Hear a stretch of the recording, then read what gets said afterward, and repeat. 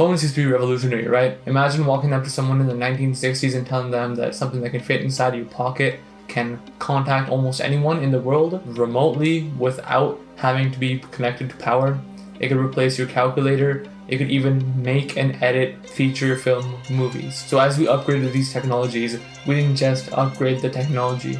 We lost the boundaries that every tool has with its function. Now we have multi-tools for everything, and that's just how it is. But with the phone specifically, it's costing us our focus.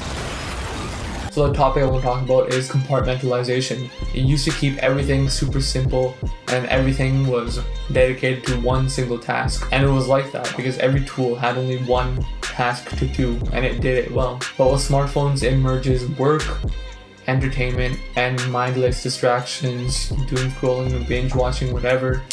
It combines all of that into one thing, and this is the problem, it does most of those things very well, and no one even leaves their home without their phone.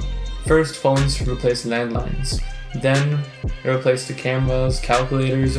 After that, it replaced theaters. It replaced, games. With every upgrade, we increased efficiency and we were able to jettison these other things that would, make things bulky, make life bulky. Like, imagine walking around with a calculator and a camera and, like a landline phone. Obviously that doesn't make sense, but imagine that, right? But with all of those increases in efficiency, we decrease having physical zones and physical things having separation for every single task. So your brain isn't actually, wired for having so many things, combined into one single tool. I showed this in another video that I made, but studies show that it takes around 20 minutes to actually focus back onto a task fully and get back into a flow state after a distraction. And guess what's a big distraction? Your phone is one of the big...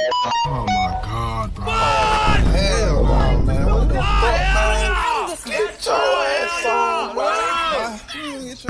Wait, what was I talking about? Now, this kind of ties into a concept that I had with a video before called the concept of loops, but basically, before phones, everything had a purpose and everything had a zone. Your landline phone was maybe in your living room and people called there. You go there, you call, that's what it was, right?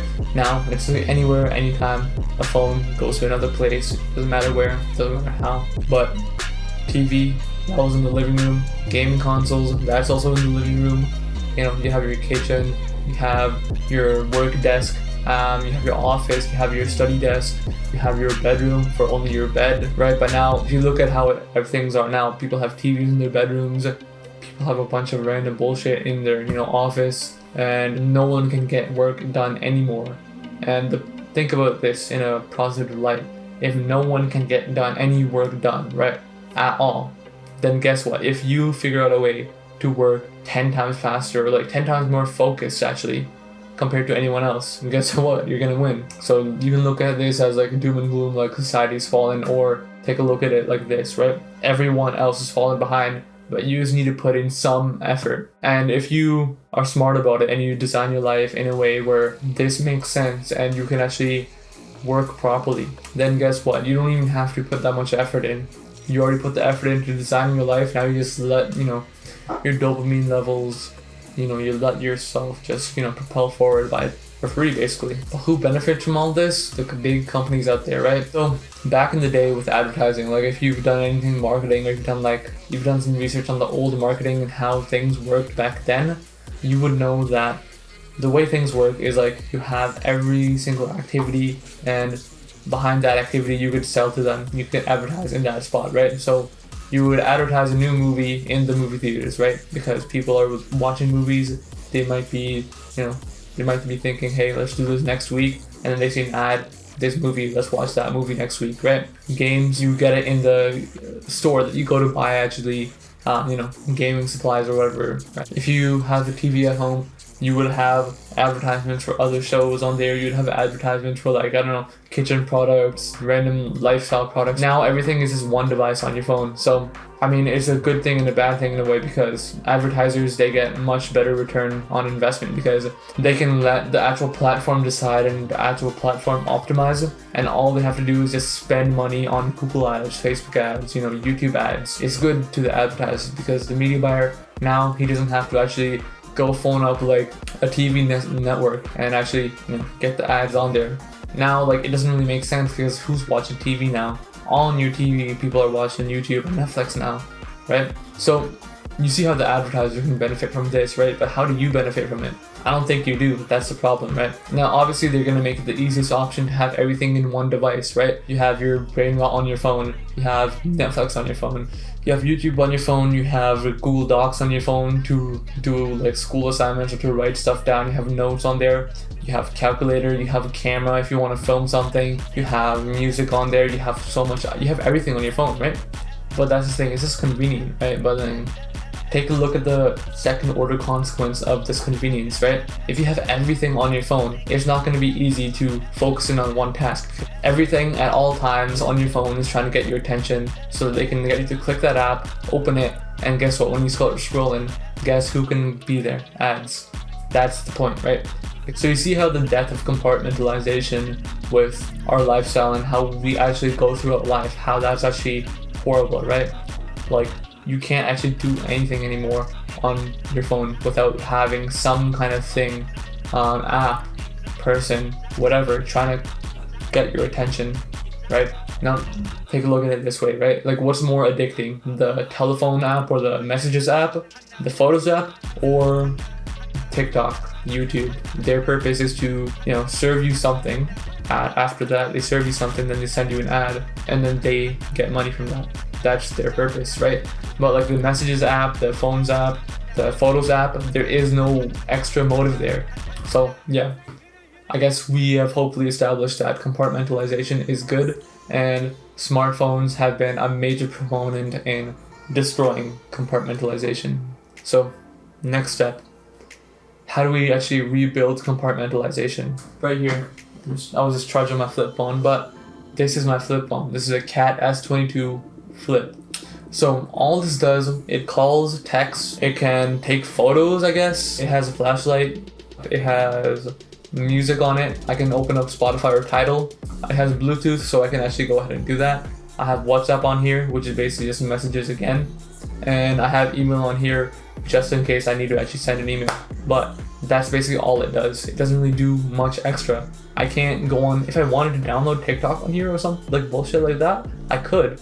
But what benefit is that to me? Not really. And also, like, it's kind of a pain to use, which is why I bought it, right? Texting on this, I gotta press these buttons and, you know, hope the predictive text feature actually speeds it up a little bit, but I gotta press all of these buttons and somehow find a way to actually send the message fast enough. It's like a pain to use, which is why I like it.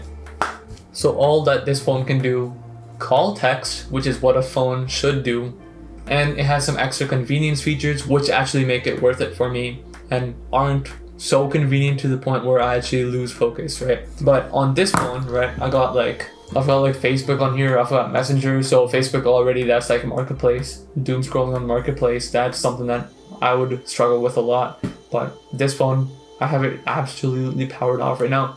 I can press this, I can press this, I can, you know, nothing's gonna happen, right? I gotta like really power it back on, and then I could watch YouTube on this phone if I wanted to, because it's really watching YouTube on this tiny screen. And yeah, this phone has so many apps that it makes it a lot more difficult to actually focus because there's so much at your fingertips. Here, there's only what's at my fingertips, which is necessary. That's all that's necessary. That's on this phone. So that's why I like this phone. And guess what? It's cheap as well. It's 120 brand new. You can probably find it on Marketplace for like $50. And this is Android too, so if you need 2FA, like two-factor authentication, this is what you're gonna use. You can use that. I have this for my school's 2FA because they don't allow, obviously, to log in without any 2FA, so that's what I have there. So by limiting the purpose that this phone can actually be used for, I've cut down my screen time by a lot. It used to be probably like 3 to probably 6 hours a day. That's probably just only my phone, but now it's like 1 to 2 max. 2 is like I think the most I've ever been on this phone. That includes 1 hour of the workout tracker app being open on my phone because it counts that for some reason, even if the phone is closed. So basically every device should have one focus. So your laptop should be for work, your PC should be for work or for production, should be for absolutely only work, right? And if you want to watch YouTube or do some like research or something like that, you could do it on the PC or the laptop. But then if you want to watch YouTube for entertainment, you gotta have either a separate phone, or you've got to find out some way to in software create a separate profile. So if you didn't want to actually go ahead and jump onto like a phone like this, you could get a Google Pixel like this, get Graphene OS on here, and with that you can create multiple profiles. You can create 16 different profiles. So you can create one for entertainment, which means you have to log out of the current one, log into the entertainment profile, watch YouTube or whatever, log out of that YouTube profile, and then go back into your main profile again after you're done. So you see how much friction is there? So if you don't want to absolutely demolish everything that you have in your life and like how it's designed right now, obviously I think you probably should be. You shouldn't be afraid to demolish everything, because sometimes it's good to do that, right? The best things in my life have come from demolishing everything and basically coming back up to rebuild how I want my life to be. Because if you have like your old phone and you just try to do some stuff on it and try to make it more focused, it's not going to work, because you still have a lot of those apps. You still have a lot of these old settings that are not good for you. If you want, just factory reset your phone. Don't back up and don't restore. Back up your photos, maybe, right? Back up your messages. That's all you would want to do. Maybe your contacts as well, but other than that, it's just gonna be the exact same thing eventually. In maybe a month, you'll have 1 month of a clean phone, and it'll go back to what it was. So you want to have every device have a single function, right? But you need to know how much extra convenience you can add to your devices before it becomes a problem. So the second thing is to create more friction and not convenience. So your PlayStation should not be in your office, right? Your work laptop should not be in your bedroom. You shouldn't have these things cross the physical boundaries for which they are meant to be in. One of the biggest pitfalls I've probably seen is a gaming PC, because you have everything there. You could watch YouTube on that, Netflix on that, you could game on that, you could actually produce stuff on that, like music, you could produce videos, CAD, modeling, you could do a lot of stuff on there. You could basically do everything. You don't even need a phone at that point. You could probably emulate a phone through BlueStacks or something to do whatever a phone would need. And that's the problem, right? So if you have everything all in one, then you can't really separate it unless you do it really diligently through software, or the easier method is just to do it through hardware. That way you have to actually physically go to another device to do what you want. I think if you do want to still game or something like that, then you should probably get a PlayStation or an Xbox. That's a physical separation from your gaming PC. You should keep your gaming PC as a workhorse for, producing something like music or videos. Yes, you'll have a small loss in visual fidelity, but it doesn't really matter, because what do you think matters more, the extra 30 FPS from your games, or the potential hours or weeks of time saved within the next couple of months just by focusing a lot more and actually getting the task done. This way, if I create that physical separation, then I don't really, binge watch YouTube or stuff like that. So you don't need to go completely off the grid and just get rid of everything. You could definitely convert your phone into a dumb phone, but what I would recommend is doing a full factory reset, back up the only things that you need, and what you think you need is a lot more than what you actually need. So you need your contacts, your photos. That's probably about it. There are videos out there to convert iPhone into a dumb phone, and I will link one of those as well. Or you could go this route, just get another phone, which is just an actual dumb phone.